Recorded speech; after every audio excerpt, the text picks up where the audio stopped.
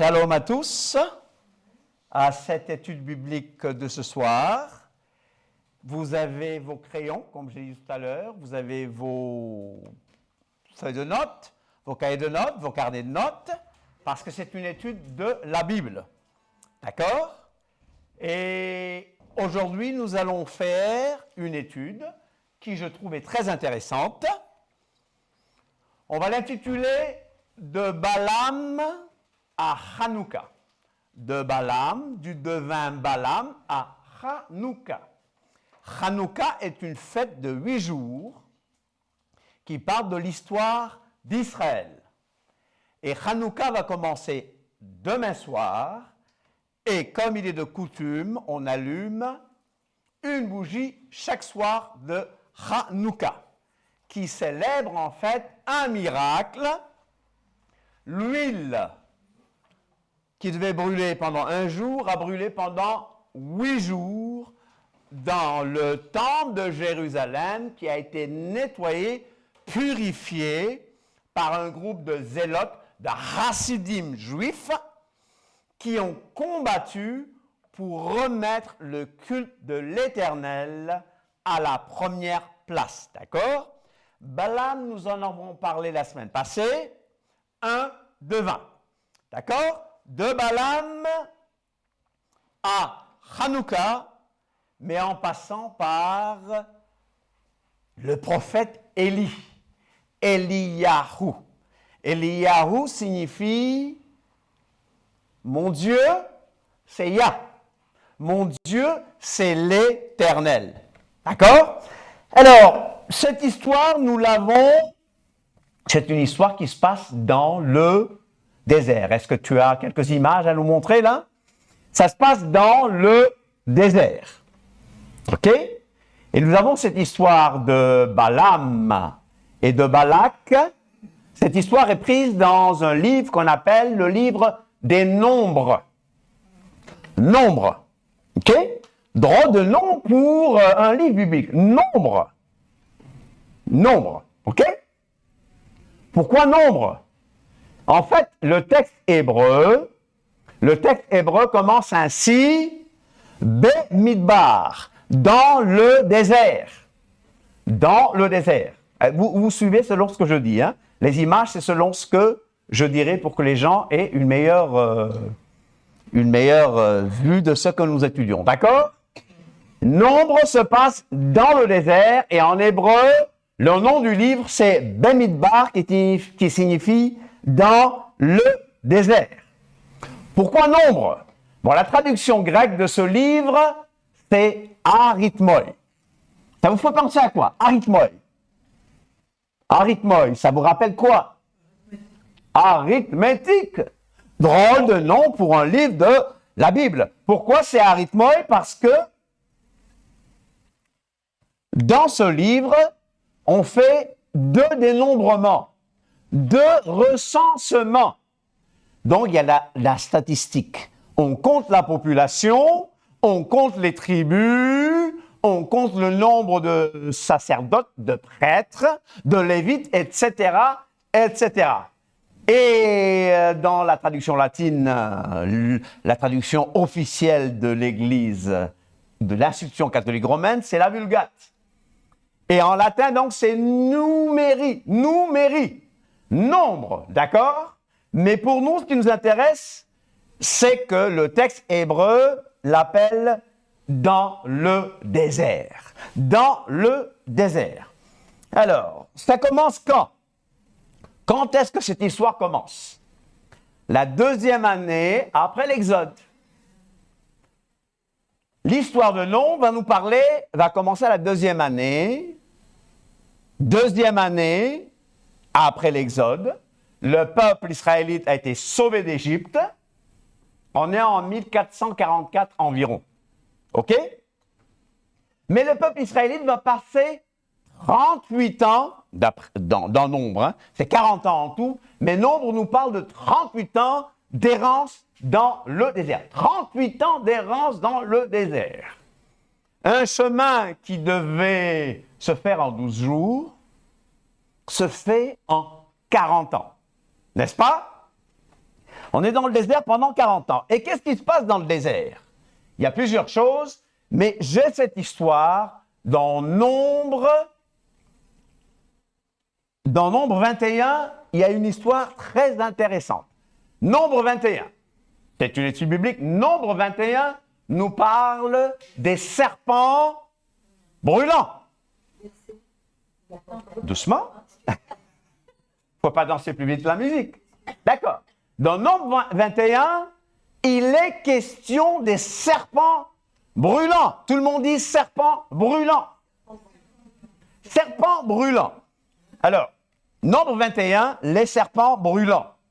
N'ayant pas beaucoup de temps, je vais sauter les versets. Je vais aller à la fin du verset 4. Je vais à la fin du verset 4. D'accord? De Nombre 21. À la fin du verset 4, il est dit « Le peuple s'impatienta en route. » Le contexte, c'est le désert. D'accord? Ils n'ont pas grand-chose à manger. Et par là, contre Élohim. Le peuple se plaint contre Élohim et contre Moïse. Pourquoi nous avez-vous fait monter hors d'Égypte pour que nous mourions dans le désert? Car il n'y a point de pain, il n'y a point d'eau, et notre âme est dégoûtée de cette misérable nourriture. Ils se plaignent au sujet de la nourriture. Il n'y a pas de confort. On erre dans le désert. Verset 6. Alors l'Éternel envoyait contre le peuple des serpents brûlants. Ils mordirent le peuple et il mourut beaucoup de gens en Israël. Dis à quelqu'un, il mourut. Bon, on va prendre le français plus simple. Beaucoup de gens sont morts en Israël. Dis à quelqu'un, beaucoup de gens sont morts en Israël. Pourquoi? Ils se sont plaints. En gardant votre doigt sur Nombre 21, on va aller vers 1 Corinthiens, chapitre 10. Allons en 1 Corinthiens, chapitre 10, et on reviendra à Nombre, parce qu'on va parler de Balaam et de Balak. 1 Corinthiens, chapitre 10, à partir du verset 5. Le contexte, c'est toujours le peuple dans le désert. Donc, je ne vais pas donner beaucoup de détails, faute de temps. À partir du verset 5, regardez ce que l'apôtre Paul nous dit, à partir du verset 5. Mais la plupart d'entre eux, qui ça, eux? Qui? Les Israélites dans le désert, mais la plupart d'entre eux ne furent point agréables à Élohim. Puisqu'ils périrent où? Ils périrent où? Dans le désert, Bemidbar. Et pourquoi? Et pourquoi? Vous allez voir 5 serpents brûlants ici. Or, ces choses sont arrivées pour nous servir d'exemple. Oui? Le but de ce soir, c'est de rebâtir l'autel de l'Éternel qui a été renversé par l'immoralité, par la débauche, par les fausses doctrines, par le jézabélisme, par le culte de Baal, n'est-ce pas? Nous voulons restaurer l'autel pour Hanouka. Il y a une chanson qui dit « Tikon beit tefilati ». Tikon beit tefilati. Tikon beit tefilati. Restaure la maison de ma prière. Restaure la maison de ma prière. Tu vas dire à chacun, dis à quelqu'un que nous avons notre autel personnel de prière, n'est-ce pas? Vous passez du temps avec Dieu. Une dévotion personnelle avec Dieu. Vous avez votre culte personnel, n'est-ce pas? Ça, c'est votre autel personnel. N'oubliez pas que votre corps est le temple du Seigneur, du Saint-Esprit. Il doit être pur, mis à part pour le Seigneur, Donc, j'ai mon hôtel personnel, ma rencontre personnelle avec le Seigneur. J'ai l'hôtel collégial ou collectif qui est l'Église, l'Assemblée, la Keïla. J'ai l'hôtel de ma famille. Il y a un hôtel de la ville peut-être, un hôtel du pays que nous devons restaurer pour avoir des rencontres avec le Seigneur. Tous les jours, tu dois avoir ton culte. Je ne dois pas parler comme ça fait légaliste. Tu dois, mais tu devrais passer du temps avec ton Dieu. Et le Seigneur, il aime la pureté. Regardez 5 serpents brûlants ici. Or, ces choses sont arrivées pour nous servir. Pour nous servir. C'est pas pour avoir la tête pleine. Vous allez dire, mais il est en train de donner un cours qu'on appelle le survol de l'Ancien Testament. Non, on n'a pas le temps pour ça aujourd'hui. On va survoler certaines choses, mais c'est pour que ça me serve d'exemple. Ce n'est pas pour avoir la tête pleine, mais c'est pour que je mette ces choses en pratique. N'est-ce pas? Ces choses ont été données pour nous servir. Vous êtes là avec moi? Alors, ces choses sont arrivées pour nous servir afin que nous n'ayons pas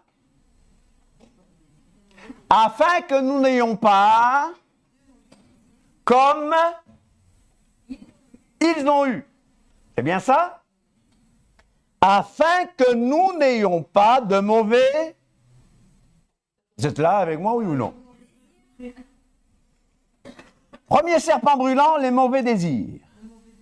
Comme ils en ont eu. Ne devenez point idolâtres. Verset 7.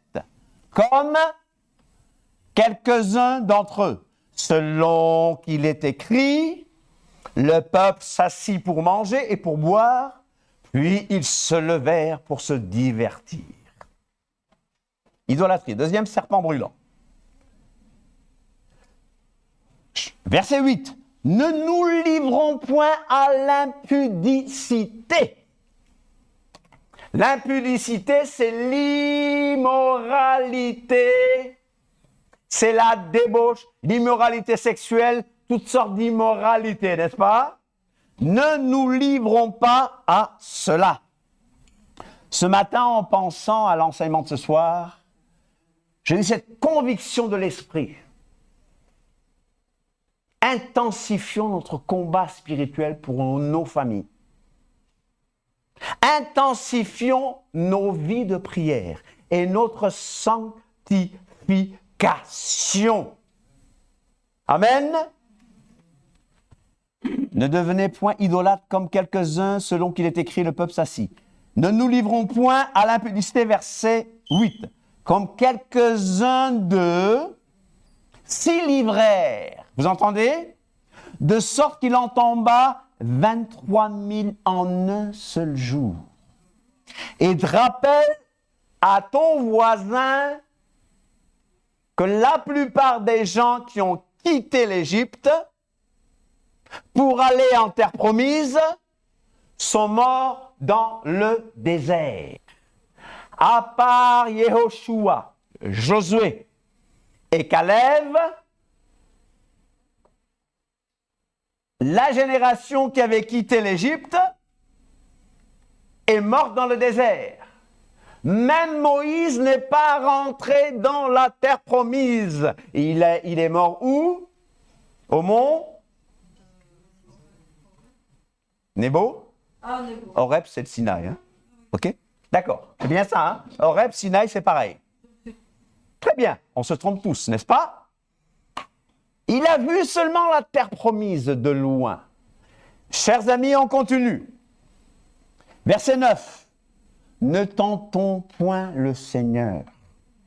Quatrième serpent brûlant. Ne tentons point le Seigneur comme ils l'ont fait, n'est-ce pas? Ne tentons point le Seigneur comme le tentèrent quelques-uns d'eux, qui périrent par quoi? Ils périrent par quoi? Par les serpents. Verset 10. Ne murmurez point comme murmurèrent quelques-uns d'eux, qui périrent par l'exterminateur. Exterminator.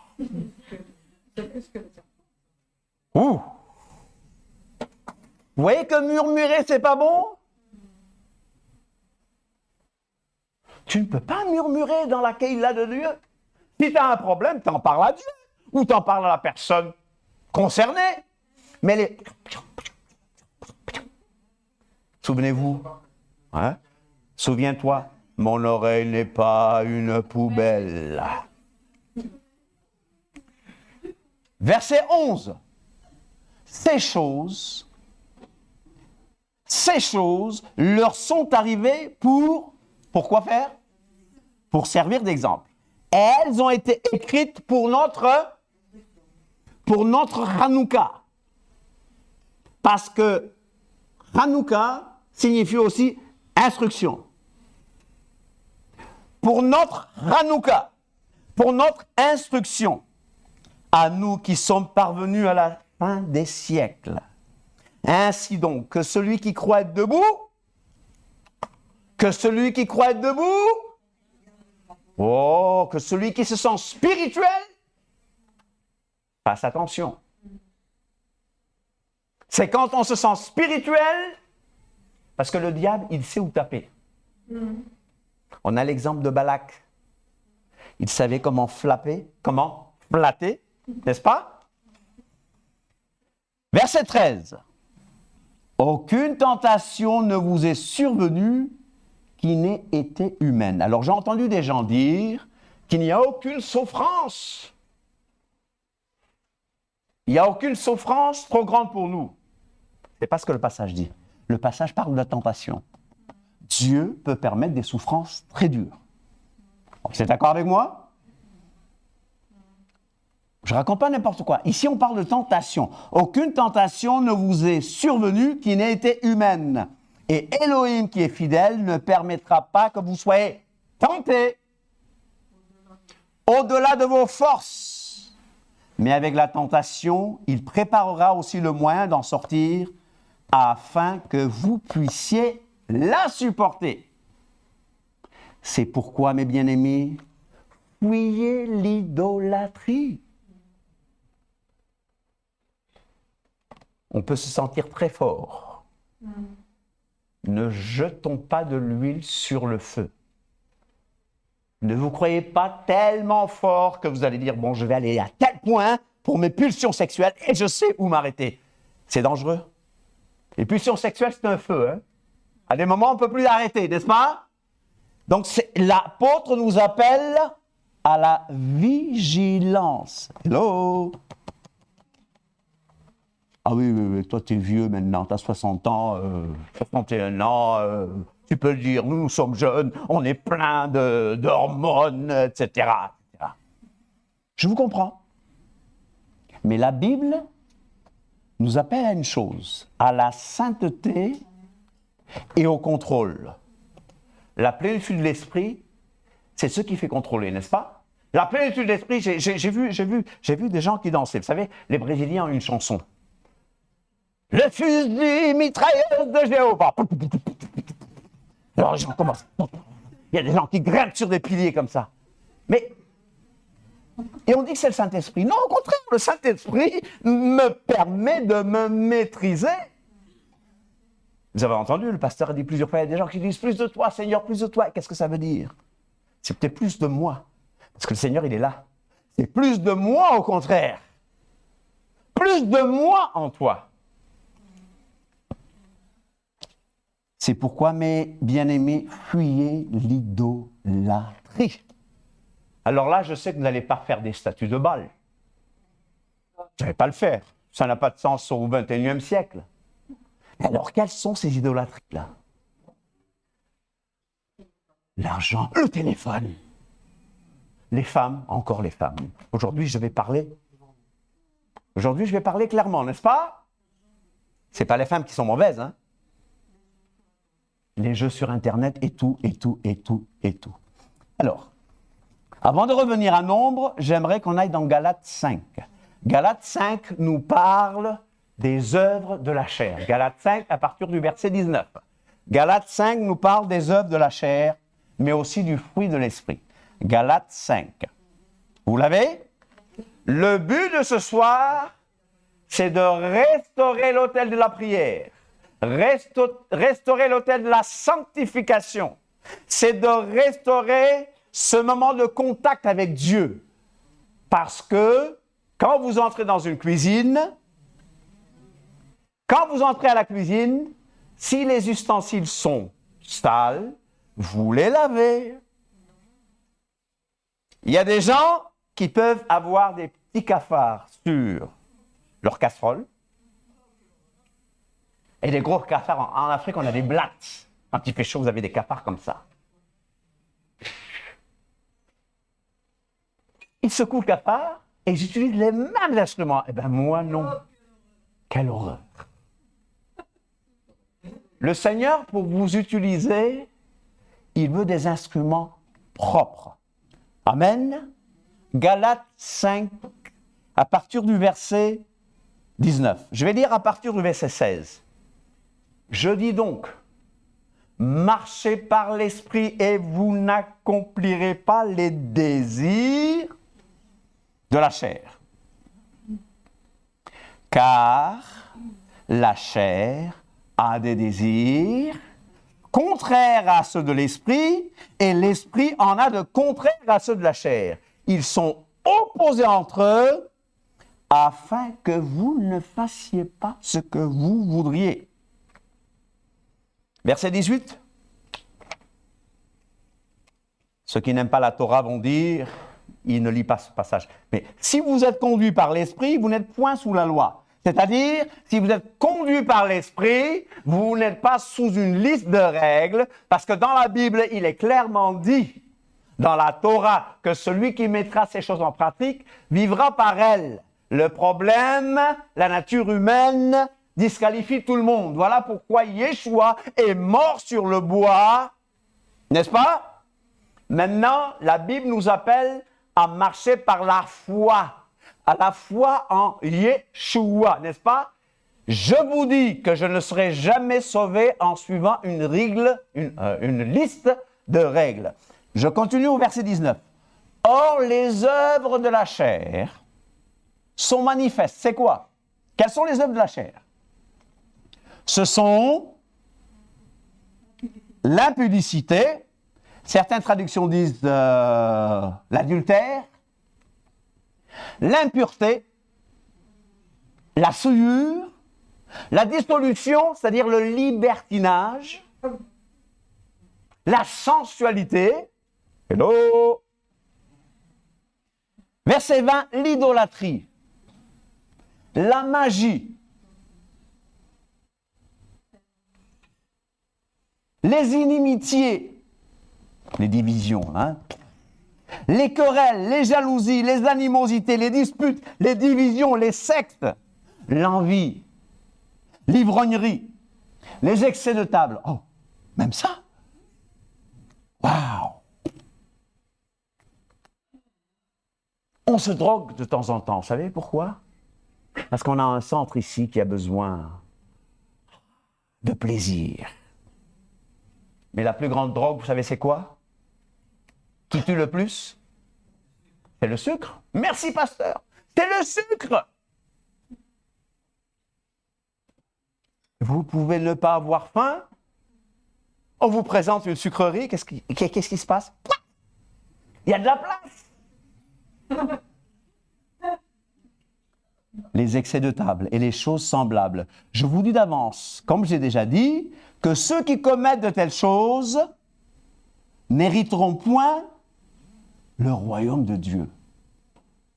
Mais le fruit de l'esprit, c'est l'amour, la joie, la paix, la patience, la bonté, la bénignité, la fidélité, la douceur, la tempérance. Vous avez compris? Marchez selon l'esprit et vous n'accomplirez point les œuvres de la chair. Donc dis au Seigneur, Seigneur, prends.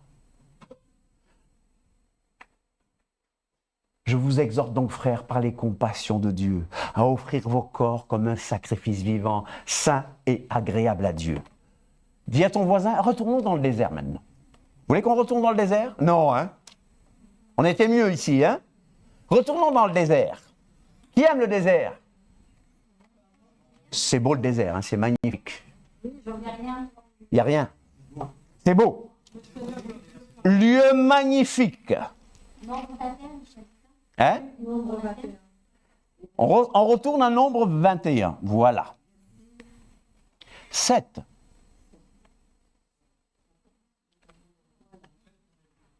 Les serpents brûlants ont mordu le peuple. Pourquoi est-ce que les serpents brûlants ont-ils mordu le peuple? Pourquoi? À cause de des péchés, de leurs plaintes. Le peuple vint à Moïse et dit, nous avons péché car nous avons parlé contre l'Éternel et contre toi. Prie l'Éternel afin qu'il éloigne de nous ces serpents. Moïse pria pour le peuple.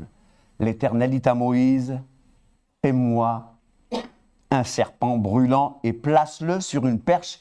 Quiconque aura été mordu et le regardera conservera la vie. Moïse fit un serpent d'airain. Moïse fit un serpent d'airain. Et quiconque avait été mordu par un serpent et regardait le serpent d'airain conservait la vie. C'est prophétique. Ça annonce qui? Il y a de l'espoir pour toi. Tu peux repartir à zéro. Regarde à ce serpent d'airain, mais va plus loin. Ce serpent d'airain, c'est un symbole, c'est un type. Mais ça parle de Yeshua, de Jésus. En fait, de la Genèse à l'Apocalypse, Jésus est dedans. Dans toute la Torah, les 5 livres de Moïse, Yeshua est là. Il est question de moi. Il y a des types, il y a des choses. Si tu regardes à Yeshua, comme Moïse a élevé, eh bien Yeshua a dit que le Fils de l'homme aussi sera élevé comme ça. Et quiconque regarde à ce bois, à la croix, eh bien ce venin que nous avons eu depuis notre naissance disparaît avec le sang de Yeshua. Il nous guérit. Le châtiment qui nous donne la paix est tombé sur lui. Amen. Dis à ton voisin, même dans ton désert, Dieu t'apporte la solution. Amen. Même dans ton désert, Dieu t'apporte la solution. Alors, on va parler un peu de Balaam, n'est-ce pas? On va parler un peu de Balaam. Chapitre 22, on ne va pas tout lire, mais on va parler de Balaam parce que j'en ai parlé la dernière fois. Mais c'est quoi ce Balaam? C'est quoi 22, toujours dans Bemidbar, qui est nombre. Bemidbar, dans le désert. Balaam. Balaam, qu'est-ce que Balaam a fait? Vous êtes là ce soir? Amen. Qu'est-ce que Balaam a fait? Balaam. Que signifie Balaam? Vous vous souvenez de son nom? C'est un devin, dévoreur, d'accord? Alors, qu'est-ce qui se passe? Balaam apparaît quand? Dis à ton voisin, Balaam et Balak vont apparaître quand le peuple de Dieu arrive à la fin de son errance et que devant le peuple de Dieu, il y a la terre promise. Vous suivez? La terre promise est là, l'héritage est là, ton héritage est là, mais voilà des voleurs d'héritage. Vous comprenez? Verset 1. Les enfants d'Israël partirent et ils campèrent dans les plaines de Moab. On est à Moab, au-delà du Jourdain, vis-à-vis de Jéricho. Le peuple de Dieu fait face à Jéricho. C'est quoi Jéricho? une ville fortifiée. Personne ne peut entrer, personne ne peut sortir. Si on ne prend pas Jéricho, on ne peut pas prendre la terre promise. Mais avant même Jéricho, là tu regardes ton héritage, mais le diable va tout faire pour te bloquer là. Balak, verset 2, fils de Tsippor, vit tout ce qu'Israël avait fait aux Amoréens. Et Moab fut très effrayé en face d'un peuple aussi nombreux. Il fut saisi de terreur en face des enfants d'Israël. Moab dit aux anciens de Madian, verset 4, hein? Cette multitude va dévorer tout ce qui nous entoure. Balaam signifie dévoreur. Et Balak signifie dévastateur. Les arroseurs n'aiment pas être arrosés, n'est-ce pas? On est d'accord? On est d'accord? Verset 5. Il envoya des messagers auprès de Balaam, parce que Balaam a un ministère international de malédiction. Balaam a un ministère international de malédiction.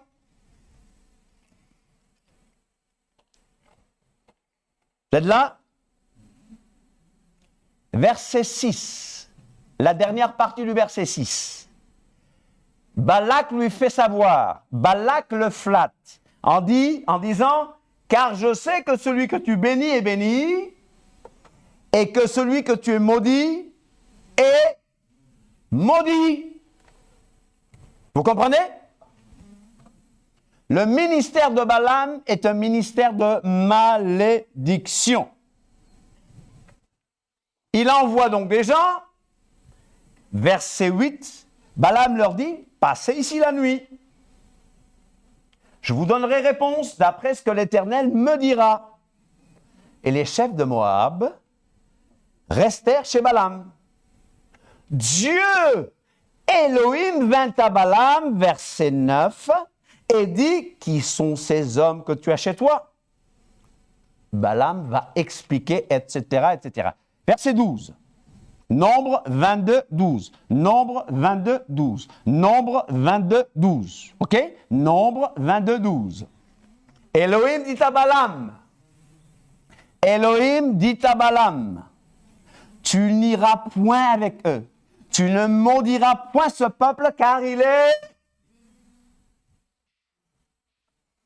Balaam se leva le matin et il dit au chef de Balak, allez dans votre pays car l'Éternel refuse de me laisser aller avec vous.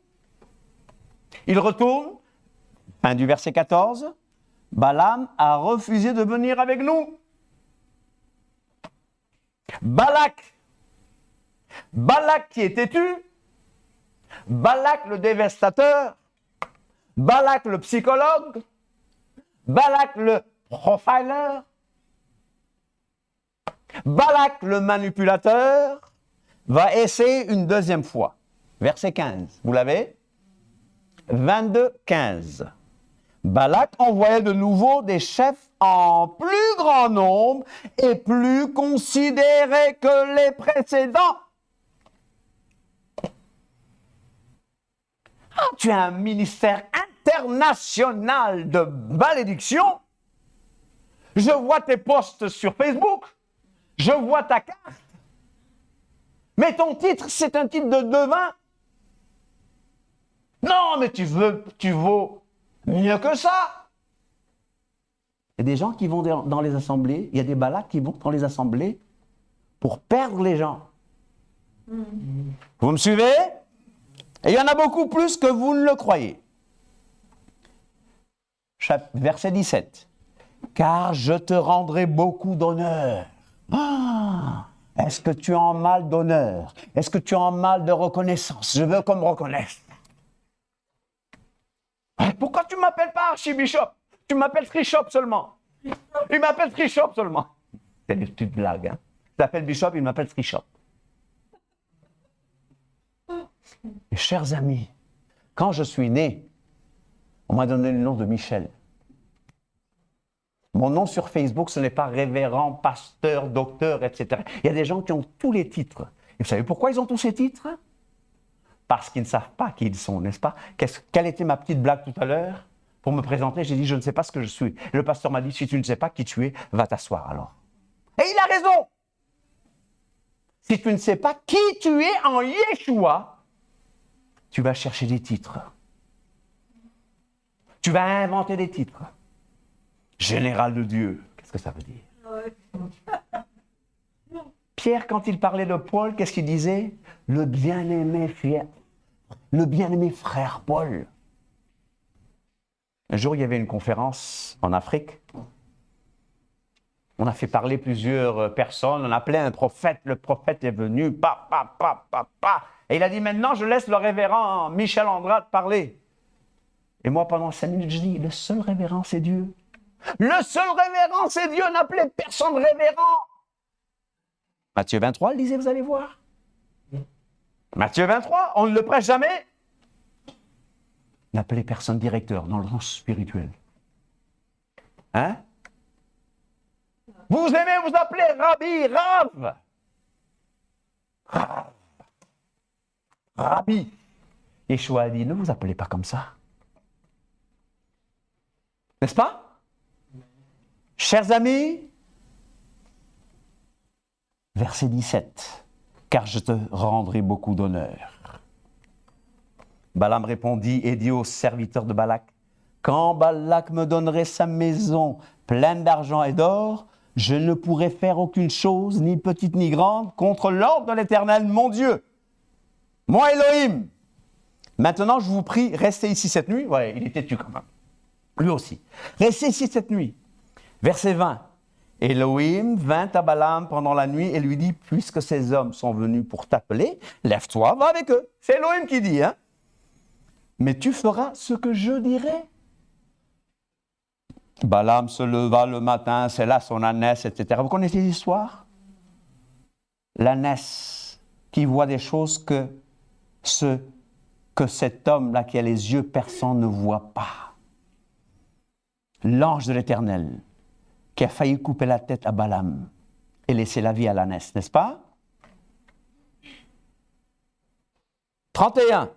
L'Éternel ouvrit les yeux de Balaam et Balaam vit l'ange de l'Éternel qui se tenait sur le chemin, son épée nue dans la main, et il s'inclina et se prosterna sur son visage. L'ange de l'Éternel lui dit, pourquoi as-tu frappé ton ânesse, etc., etc., etc. Verset 34, Balaam dit à l'ange éternel, j'ai péché, car je ne savais pas que tu le fusses placé au-devant de moi sur le chemin. Et maintenant, si tu me désapprouves, je m'en retournerai. Vous suivez? Est-ce que tu connais le verbe qui a été utilisé par l'ange de l'Éternel?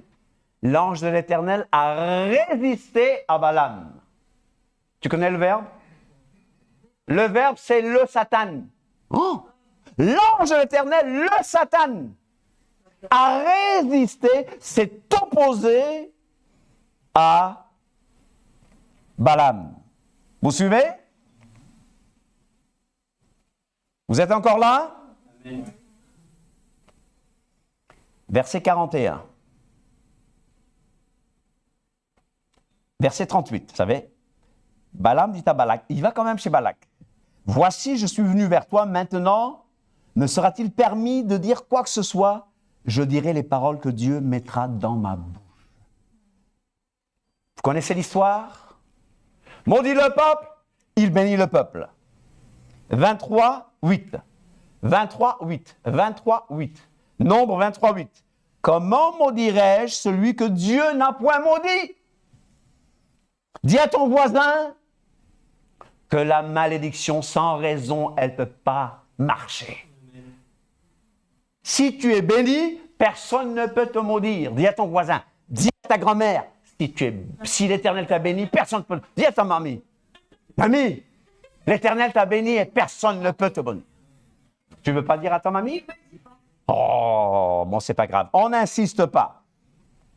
Comment maudirais-je celui que Dieu n'a point maudit?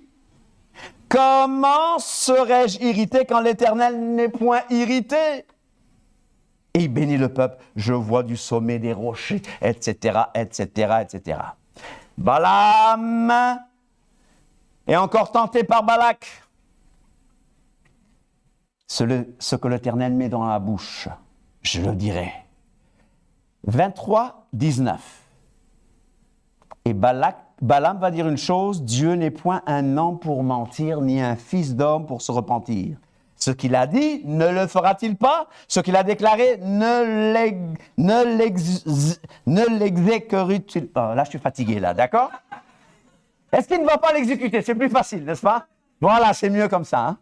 À second, avec le français de second. Voici, j'ai reçu l'ordre de bénir. Il a béni, je ne le révoquerai point. D'accord?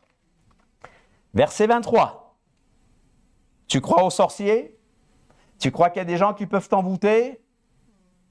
L'enchantement ne peut rien contre Jacob, ni la divination contre Israël. Prends-le pour toi. Ni la divination contre Israël. Le devin parle. Le rôle du devin, c'est de faire de la divination. Mais la divination ne peut rien contre Israël.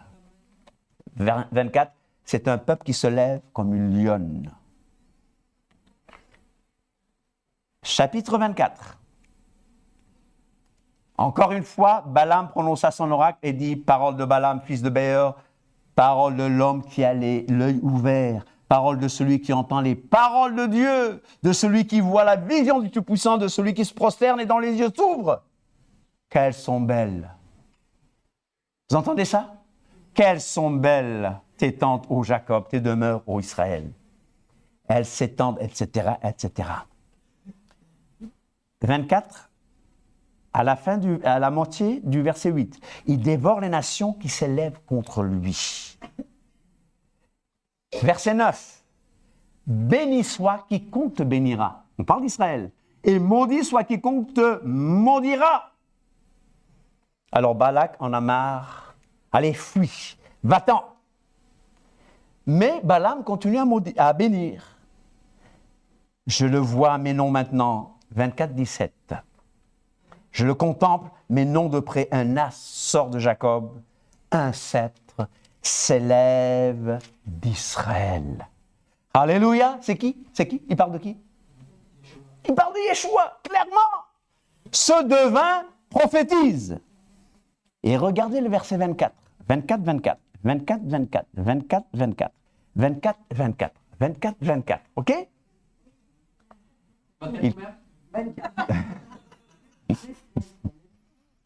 Nombre 24, 24.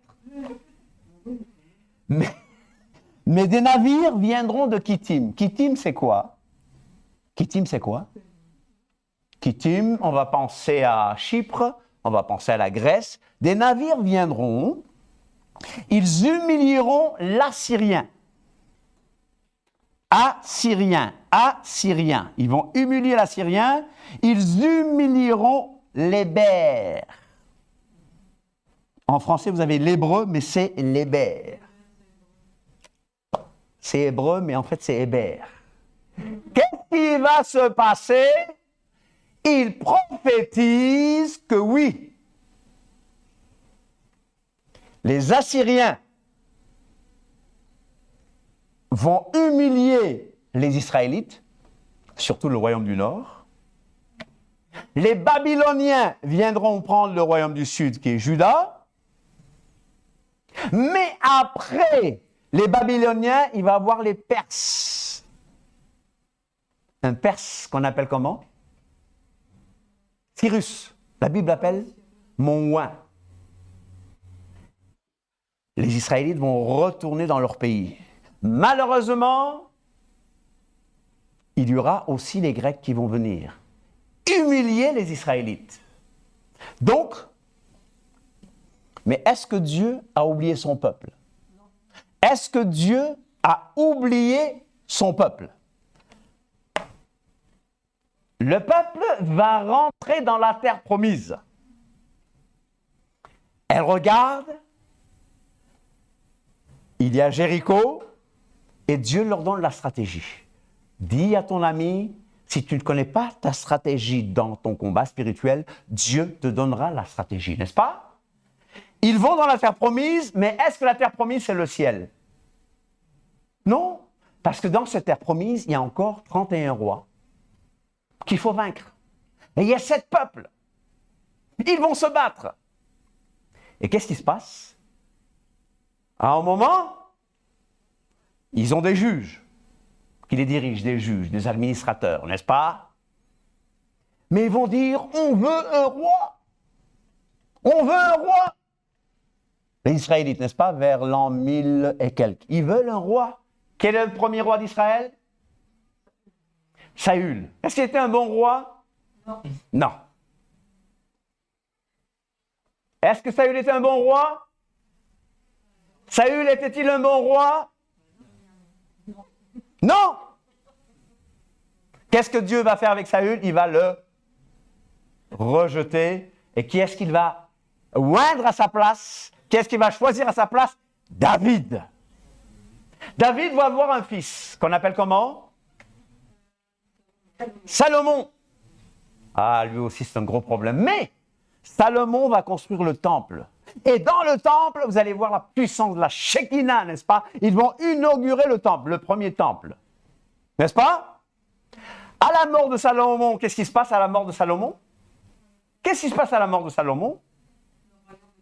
Le royaume est divisé. Normalement, Roboam, le fils de Salomon, Salomon a un fils qui s'appelait Roboam, qui a succédé à Salomon. Vous le savez?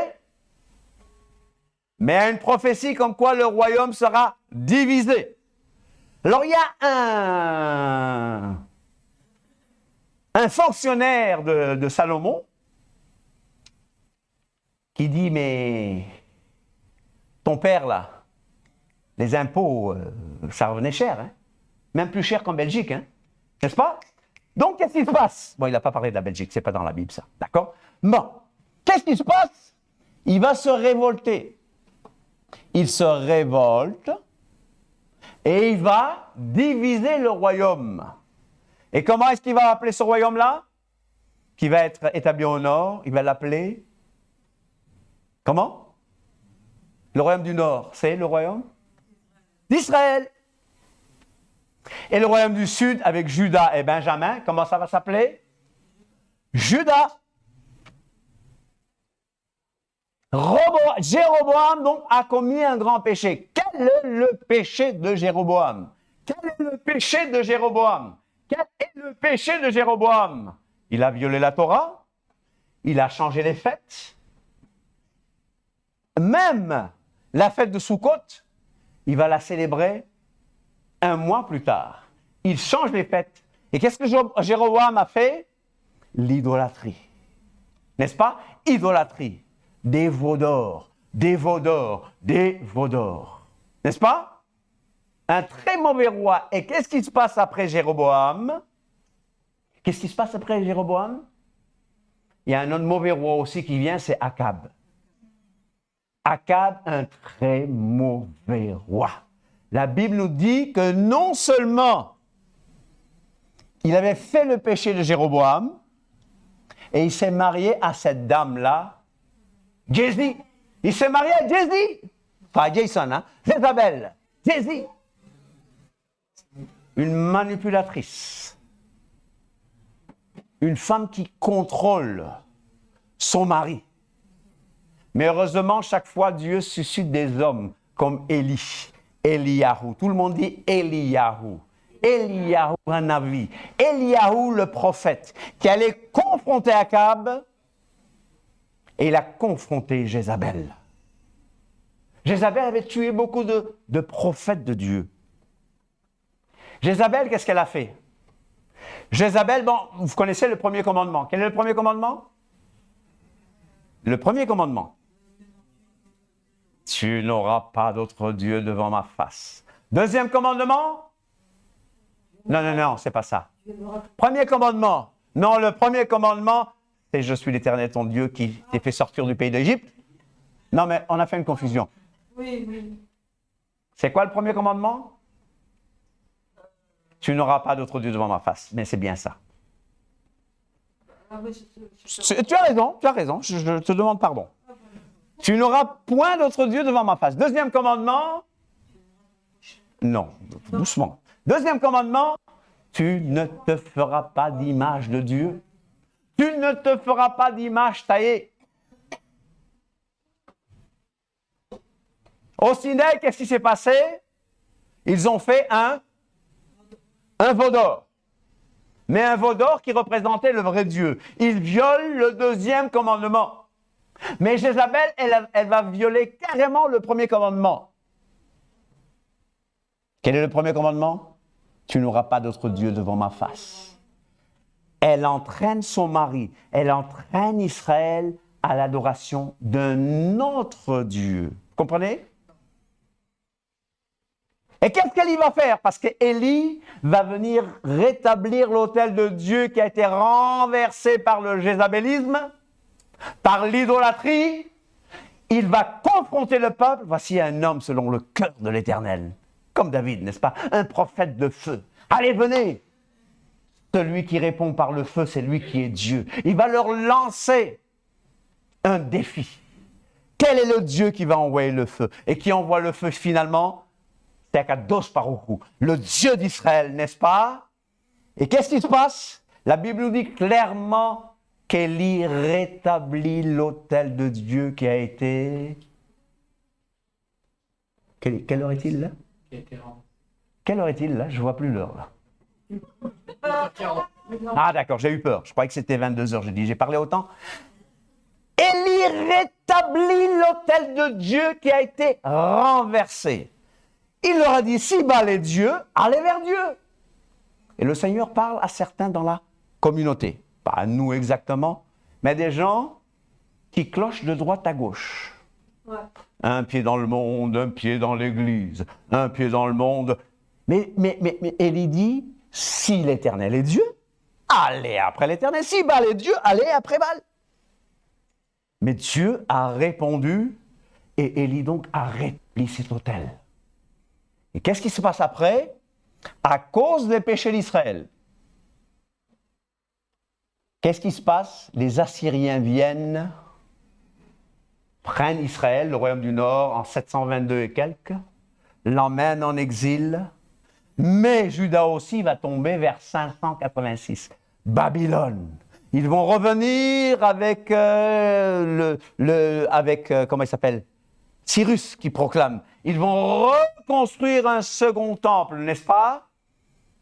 Et après Cyrus, après tous ces gens, c'est les Grecs qui vont venir. Et qu'est-ce que les Grecs veulent? On est maintenant vers les années 169 et quelques, n'est-ce pas? Qu'est-ce qui se passe? Qu'est-ce que les Grecs veulent? Avec ce grec-là, ce grec qu'on appelle Antiochos Épiphane. Antiochos Épiphane, qu'est-ce qu'il va faire? Le dernier livre des Écritures hébraïques, c'est Malachi, qui veut dire « mon messager », et il est question encore d'Élie. Et le messager que nous avons vu, c'était un prophète comme Élie, qui était Jean-Baptiste. Mais ce n'est pas écrit dans les textes canoniques, mais l'histoire continue. Vers 169, il y a les Grecs, des Syriens de tradition grecque. Ils disent aux Juifs, c'est fini la Torah, c'est fini le Shabbat. Ils prennent des cochons, ils les mettent dans le temple, dans le deuxième temple. Ils salissent le temple. Mais il y avait un prêtre qui s'appelait Mattityahu, qui avait une famille, qui avait un fils qui s'appelait Judas le marteau. Les Grecs sont venus dans son village, ils ont dit, tu dois adorer ces idoles. Tu dois sacrifier aux idoles. Il a refusé, il a donné le signal. Et ce signal a fait que tous les Juifs chassidim, les pieux, parce qu'il y avait des Juifs chassidim, il y avait des Juifs indécis, il y avait des Juifs hellénistes. C'est-à-dire, quand tu fais comme le monde, tu es helléniste. Ouais, mais bon, je suis chrétien, mais il ne faut pas aller trop loin. Hein? Chers amis, nous devons prendre position parce que le monde ne nous aime pas et le monde, si le monde ne peut pas nous avoir, le monde rentre au milieu de nous. J'ai été dans une conférence au Canada, on parlait du sida, bon, il y a plusieurs églises, vous savez, quand on dit Église, ça ne veut pas dire gens sauvés, n'est-ce pas? Il y a des communautés qui sont pires que le monde. Alors, on était dans un salon et à la télé, il commençait à voir des choses charnelles. J'ai dit, enlevez ça. Il y a quelqu'un qui se lève, qui me dit, on n'est pas conservateurs, nous. We're not conservative. Un Nigérian, je crois. On n'est pas des conservateurs, nous. Laisse aller la télé. Heureusement qu'il y avait une femme qui avait plus d'autorité parce que c'était son endroit. Elle a dit, arrêtez ça. Mais c'est pour vous dire que quand nous commençons à faire comme le monde, nous ne valons plus grand-chose aux yeux de Dieu. Il faut prendre position. Il y a beaucoup de gens, vous savez, le but du monde, c'est de déchristianiser, déjudaïser, déjudaï-christianiser, n'est-ce pas? Tout ce qui est Bible, tout ce qui est tradition chrétienne, on enlève. Vous avez remarqué? Les laïcs, hein, ils ne nous font pas de cadeaux. Alors moi, on me dit, tu judaïses. Non, je ne judaïse pas, je dépaganise. Nous devons dépaganiser et dire, Seigneur, nous venons vers toi avec des mains pures. Alors, ce gars-là, il donne le signal et son fils se lève et il a commencé à frapper les Grecs très fort comme un marteau. Eux qui étaient peu nombreux ont pu vaincre cette armée grecque. Ils les ont chassés. Et ils ont proclamé encore l'indépendance d'Israël. Et qu'est-ce qui s'est passé? Ils ont nettoyé le temple de toute trace païenne. Ils ont purifié, ils ont balayé. Et bien la menorah qui avait été volée, ils ont dû en fabriquer une autre. Il n'y avait pas d'huile. Et à ce miracle, on dit que l'huile a brûlé pendant 8 jours. Je ne suis pas sûr que c'est vrai, hein? Mais il y a une chose qui est quand même vraie. Il paraît qu'ils ont pris leur lance et ils mettaient des choses qui ont brûlé avec leur lance pendant 8 jours. Mais le véritable miracle de Hanouka, le message de Hanouka, c'est nettoie le temple. Nettoie le temple de ton corps. Reconsacre-toi. Hanouka signifie quoi? Inauguration. Hanouka signifie dédicace. Hanouka signifie instruction. Est-ce que Jésus a participé à Hanouka? Est-ce que Jésus était à Hanouka? Jean 10, 22, c'était l'hiver. On célébrait la fête de Hanouka. En français, c'est dédicace. Et Yeshua se promenait dans le temple. Il a dit des choses merveilleuses. Il a dit celui que le Père a sanctifié. Moi, je dis celui que le Père a Hanouké. Hanouka signifie que tu résistes à Balaam. Parce que Balaam dit de bonnes choses. Mais qu'est-ce qui s'est passé dans Nombre 25? Les Israélites qui étaient fatigués de la mauvaise nourriture du désert. Je l'ai dit la dernière fois, se sont laissés inviter par les jolies filles de Moab.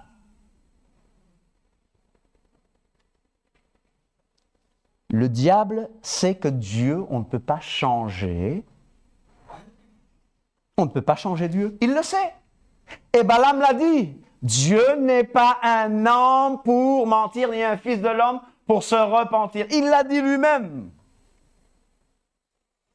Et la dernière fois, j'ai dit, Balaam, sachant qu'on ne peut pas changer Dieu, connaissait les faiblesses des Israélites.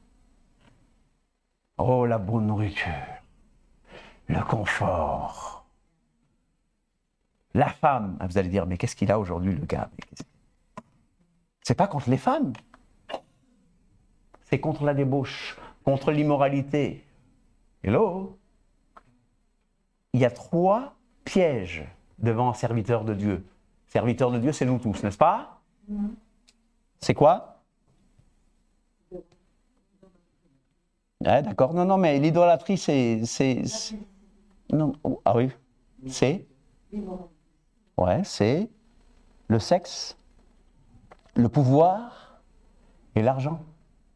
On ne peut pas parler de ça comme ça ici. Hein? Non, hein? C'est trop cru. Hein? Non, hein? Je ne parle plus comme ça. Mais c'est des pièges. Aujourd'hui, je veux parler de ça. Et tu ris, toi. Hein? T'es gêné. Hein? C'est normal. Mais bon, il y a des choses qu'on doit aborder, chers amis. Dieu veut que nous vivions dans la sainteté. Hanouka, c'est éviter de flirter avec le monde. Il y a des fêtes que Jéroboam a inventées. Il a inventé une nouvelle religion. Et souvent la chrétienté a inventé une nouvelle religion. De nouvelles fêtes qui n'ont rien à voir. Non, mais c'était pour les christianiser, n'est-ce pas? Ah, mais oui, il y a Sémiramis, il y a cette dame-là, la Madone. Bon, les païens ont ça. Bon, écoutez, on va lui donner le nom de la Vierge Marie. C'est une abomination devant le Seigneur. Le Seigneur déteste. Notre Dieu est un Dieu jaloux. Ici, le seul qui doit régner ici, spirituellement parlant, Yeshua, le Saint-Esprit. Le seul. Il ne supporte pas de rival ou de rivaux. Notre Dieu est un Dieu jaloux. Ce n'est pas la jalousie maladive, là. Hein? Oh, quand on aime, on est un peu jaloux quand même. Hein? Si la personne n'est pas jalouse, on peut douter de son amour, n'est-ce pas? Mais je parle de cette jalousie de Dieu. Il ne supporte pas d'autre Dieu, que ce soit l'argent, un portable ou autre chose. Il veut régner seul. Est-ce qu'on peut dire, comme Yeshua a dit, le diable n'a rien en moi? C'est ça notre idéal. Nous débarrasser de ces choses. Être comme ces Juifs, comme ces Maccabim, comme ces Maccabées, qui ont lutté et qui ont restauré l'autel de l'Éternel, qui ont nettoyé. C'est ça le message de Hanouka. Les fêtes païennes, c'est flirter avec le monde, je vous dis. Les fêtes païennes, c'est flirter avec le monde. Hanouka, c'est dire l'Éternel est le seul vrai Dieu. À moi ceux qui sont pour l'Éternel. C'est un peu comme ça que Matidyahu, ce prêtre, avait réagi. À moi ceux qui sont pour l'Éternel. La violence, elle est spirituelle pour nous, d'accord? La violence, elle doit aller contre ces choses-là qui nous empêchent de bénir le Seigneur. La violence doit être, la véritable guerre sainte doit se faire avec des armes spirituelles, avec des armes saintes. Amen. Nous luttons. Nous ne luttons pas contre les êtres humains, mais nous luttons contre toute une hiérarchie.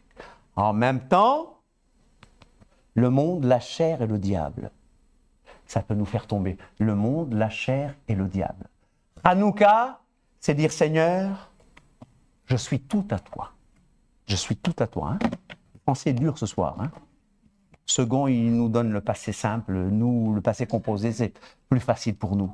J'aimerais qu'on se lève pour dire Seigneur, je veux restaurer l'autel de ma prière.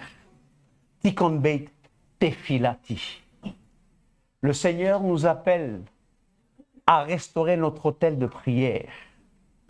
Le Seigneur nous appelle au combat spirituel avec des armes saintes.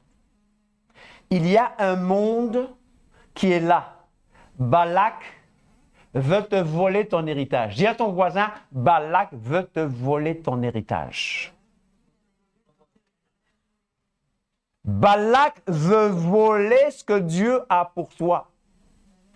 Balaam, avec son intelligence, sa grande spiritualité, entre guillemets, sa grande théologie, peut te dire de très bonnes choses sur le plan théologique.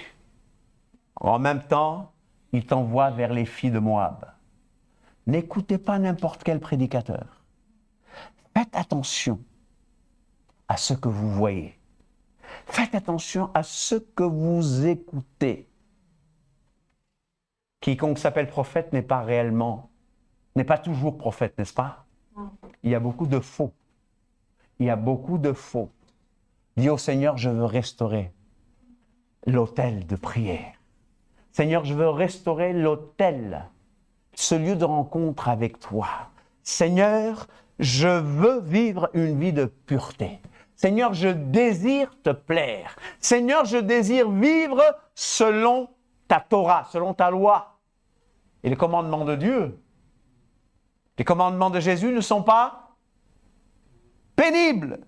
Il a mis sa Torah dans notre cœur. Ce n'est pas une liste de règles, je dois faire ça, C'est une force, une puissance qui vient de moi-même, parce que de l'intérieur de moi, parce que son esprit habite ici. Alléluia. Chers amis, c'est Hanouka, n'est-ce pas? Je vous souhaite joyeux Hanouka. Mais je vous dis, Hanouka n'a le sens que si Yeshua est le centre. Hanouka n'a le sens que si le temple du Saint-Esprit qui est mon corps est nettoyé et restauré. Oui, demain, nous allons allumer des bougies pendant 8 jours. Ça, c'est la tradition. Mais Hanouka n'a de sens que si je dis « Seigneur », tu es à la première place. Seigneur, je ne veux plus livrer mon corps à l'impudicité, à l'immoralité. Je ne veux plus livrer mon corps au libertinage, à la dissolution. Seigneur, je t'appartiens à 100%. Hanouka, c'est ça. Hein? Et c'est tout le message qu'on a vu dans le désert, etc. Balaam savait une chose, tu violes la Torah, tu payes les conséquences. Et les Israélites ont payé. Et ils payent jusqu'à présent. Mais Dieu n'a pas changé. Dieu n'a pas révoqué. Les dons et les appels de Dieu sont irrévocables. Ça parlait d'Israël, n'est-ce pas? Dieu a un plan pour Israël. Nous devons prier pour Israël. Nous devons les rendre jaloux en vivant dans la sainteté, n'est-ce pas? Pas dans l'idolâtrie, parce que si on est idolâtre, ça va les attirer à quoi? C'est des idolâtres. C'est des païens. Mais si tu honores la loi de Dieu, ils diront, mais c'est nous qui leur avons donné tout ça. Et regarde, ils connaissent le vrai Dieu. C'est Hanouka, voilà pourquoi je prends un peu plus de temps. Tu peux t'approcher, sinon je risque de ne pas m'arrêter. Mais je recommence à dire une dernière chose. Offrons-nous totalement, complètement au Seigneur et disons, le diable n'a rien. Amen. Amen. Merci Michel. Je connais bien le sujet, Michel. Hanouka. Il aime ça, nous parler d'Hanouka. Mais rappelons-nous qu'effectivement, la fête des Lumières nous rappelle qui est Jésus-Christ et ce qu'il a fait pour chacun d'entre nous. Amen. Voilà, les amis internautes, on vous salue. Bien sûr, on vous rappelle que dimanche, on a un culte tout à fait particulier, puisqu'il y a 5 de nos jeunes qui vont se faire baptiser. On vous y attend nombreux, en présentiel et bien sûr sur Internet. Je vous souhaite une bonne fin de semaine. À très bientôt. Soyez bénis.